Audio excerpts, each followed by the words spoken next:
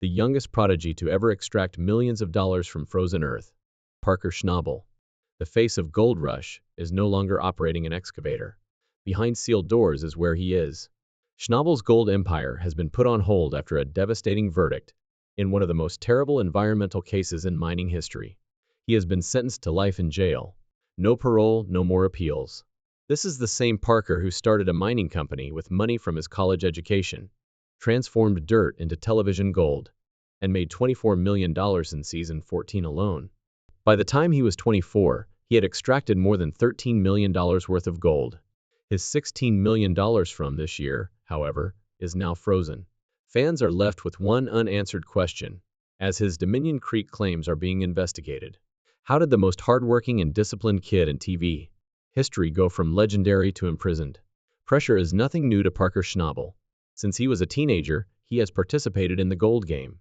He had already extracted more than $13 million worth of gold from the ground by the age of 24. His crew made $24 million in season 14 alone, and he ought to be sitting pretty now that season 15 has arrived and the price of gold is higher than ever. Instead, he's on the verge of a breakdown, a financial catastrophe, and now something much more sinister. Because Parker takes a single choice that alters everything, halfway between chasing ounces and chasing legacy. At that point, the narrative abruptly shifts into a courtroom. Parker had one number in mind going into this season: 10,000 ounces. That was the objective. That's more over $26 million at today's gold prices. It's enormous. Hard labor alone, however, was not enough to get him there. He required no delays, significant volume, and serious compensation. At that point, he made a motion that caused many to raise their eyebrows and then get alarmed. He spent $2.5 million to purchase Gold Run and Sulphur Creek, two enormous claims. Not just any spot of dirt either. They made history. Several of the Klondike's most valuable locations have yielded $1.5 billion in gold over the past century. They were dangerous, though. Unknown liabilities, unstable terrain, and stripped ground. Parker didn't think twice. He was prepared to risk everything in order to have a chance at greatness. Parker had to relocate Bob, his largest wash plant, from Ken and Stewart's claim to Sulphur Creek, in order for the new claims to be successful. It was the longest trip he had ever tried, 25 miles. He only allowed his team 10 hours to complete the task. That's crazy, not just tight. But just barely, they succeeded. Mechanics rushed to repair damaged components. After Tyson Lee pushed the logistics, Bob was operational at last. Things appeared to be going well for a while. Excellent. Bob made $290.050, or $766,000, in just 4 days. When Roxon added another 276.01 ounces at the elbow cut, Parker's team surpassed the 6,000-ounce threshold. $16 million in the books. In an instant, the risk appeared wise. But time was running out behind the scenes. Problems arose at Dominion Creek and Bridgecut the deeper they dug. After 12 seasons and more than $53 million in gold, Parker's mainstay wash facility, Big Red, failed. The entire procedure was stopped when the tension bars broke. Over the years, that plant had produced 34,300 ounces. But suddenly, it was no longer there. When only Roxon and Bob were jogging, Parker's margin of error vanished. Everything had to work out for him, but it didn't. The legal issues that were already developing were not shown on television. Parker made quick agreements in his haste to bolster his claims and squeeze every last drop out before winter. Under a private transaction that omitted the environmental review process, he acquired adjacent claims. And inquiries began as soon as his team started construction at Sulphur Creek. Concerns over ancient fuel tanks buried on the land, permits, and the disruption of a protected watercourse. Questions with imprecise responses. It's likely that you missed the initial indications. A modest government visit and a postponed inspection. However, there were warning signs. Those warning signs became subpoenas, as Parker persisted, operating Operations 247s, and transporting hundreds of yards of gravel across restricted zones. Then the actual bombshell was dropped. Parker was charged with deliberate environmental crimes on a federal level. Big ones, not little ones. The $2.5 million property sale was linked to careless rubbish disposal, illegal dredging, and disturbance of federally protected streams. Prosecutors also discovered more when they looked further. Permit overrides, missing paperwork, and worst of all, falsified inspection reports that subcontractors purportedly signed under Parker's supervision. The topic of the show abruptly shifted from ounces. Evidence was at issue. Parker purposefully went outside the law, according to the prosecution, in order to reach his 10,000-ounce target. That he took shortcuts, disregarded cautions, and endangered public safety and the environment. The numbers were terrible in court. Over $3.68 verified violations, unauthorized site modifications totaling $1 million, polluted soil surrounding equipment zones, and more than 8,000 gallons of missing hydraulic fluid. The emergency brake was attempted by Parker's defense unit. They maintained that there was no intention to violate the law, that subcontractors had erred, that missing permits were merely procedural delays, and that everything was an error. However, things became complicated when the emails were brought up in court. Parker urged his players to disregard agent influence and press for continuous productivity in one thread from early in the season. Not merely eyebrows were raised by the message. Time and again it came up, and each time the courtroom became quieter. The case then changed. A former crew member who departed midway through the season came forward to say that Parker was well aware of his actions, and that despite repeated warnings about the incomplete documentation and possible infractions, he proceeded. All of a sudden, the issue was not one of accountability. It was a full-fledged spotlight on a leader who was under pressure to reach that 10,000-ounce target at all costs. The repercussions were severe. Like pay soil, the charges piled up. Environmental misbehavior, damage to the site, fabricated inspection papers, and careless excavating on federal property. There was more than one error. There was a pattern. Prosecutors referred to this type of behavior as deliberate disregard for regulation. The situation escalated from serious to career-ending when obstruction was added to the list. The court did not mince words. Parker's activities were found to have caused the greatest amount of environmental harm, which led to sentence parameters that astounded everyone in attendance. Here's the twist, though. The sentence itself didn't describe the complete tale, even if the headlines cried scandal. There was no broadcast walk of shame, no dramatic mug picture, and no public mention of the word prison. Rather, Parker disappeared from the public eye. Rumors circulated quietly and covertly. He was allegedly negotiating reparations. No one had answers, but others said he was in protective care. And nothing was more audible than that silence. This was Parker Schnabel, the golden kid of the Discovery Channel. The young man began mining when he was a teenager, made over $13 million in gold by the time he was 24, led 8 spin-offs, such as Gold Rush and Parker's Trail, and made $24 million in season 14 alone. Now there is nothing at all. The strange thing is that Parker wasn't the showy kind. He never led a glamorous life. He didn't own fancy vehicles or mansions. He even acknowledged sleeping on a friend's couch in Los Angeles during the height of his fame. His money was not wasted on status symbols. Rather, he used it for World Series tickets, Vegas vacations, hunting weekends with his group, travels with his father, and memories. The money was never the main focus. It had to do with experience and loyalty. His roots were the source of his worldview. His great-grandfather made a living in the wilderness of Alaska. In 1937, his grandmother joined him. Every morning at 4:30, his father still gets up to go to work. Parker was surrounded as a child by people who persevered through hardships, never gave up, and never gave up. He was fashioned by that, which is why it was so terrible to witness his breakdown. He once worked next to his grandfather for a whole summer, sharing dinner with him every night, and listening to generation-spanning tales. More to him than any gold bar was that recollection, the one he claims he wishes he had captured. Money fades, and Parker always knew that. It was legacy that counted, and that legacy is now under jeopardy. Season 15 was meant to be his breakthrough year, his comeback, the year he achieved 10,000 ounces and completely destroyed the opposition. Rather, the season is being referred to be cursed. Equipment failures allow for nightmares and consecutive legal threats. Everything was against him. Parker made an effort to maintain focus and to work harder, faster, and more intelligently. But it was insufficient. Something broke when the pressure reached a breaking point. No one can predict what will happen next. Legal reviews have a hold on the $16 million she earned this season. The claims have been put on hold. The crew dispersed, with some remaining silent and others attempting to maintain order. But everything feels different without Parker at the core. Parker's largest wager to date was on Dominion Creek. Unlike before, he did not simply lease the land. He purchased it outright. That meant there would be no royalties or monthly costs. However, it also meant that he was at full danger. He signed a check for $15 million up front with no refunds. The gold at Dominion wasn't sitting at the surface, so that was just the beginning. The depth of its burial was over 40 feet. Millions more would be spent on labor, fuel, equipment, and time to get there. It appeared to be a brilliant move based on the numbers. An estimated 80,000 ounces of gold are in Dominion's possession. At the current market price of about $2,000 per ounce, that amounts to $160 million. Stat is buried in the ground. It was more than simply a mine to Parker. It represented a future to him. He would reach his goal if he could draw 10,000 ounces a year over 6 seasons. That was the objective. The blueprint was that. There was a catch, though. His water licenses and permits were only valid for another 6 years.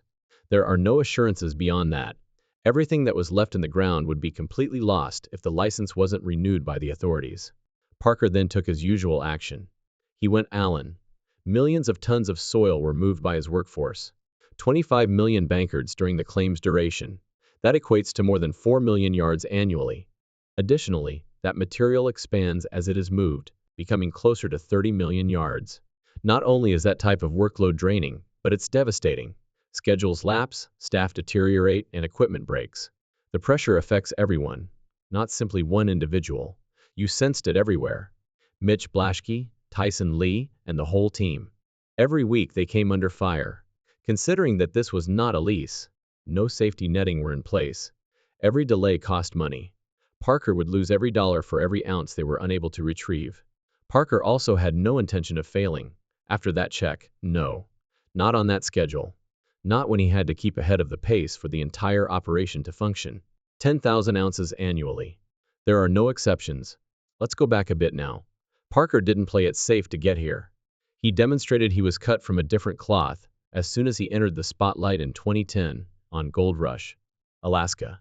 Parker concentrated on the ground, strategy, and crew, while other miners purchased trucks and toys.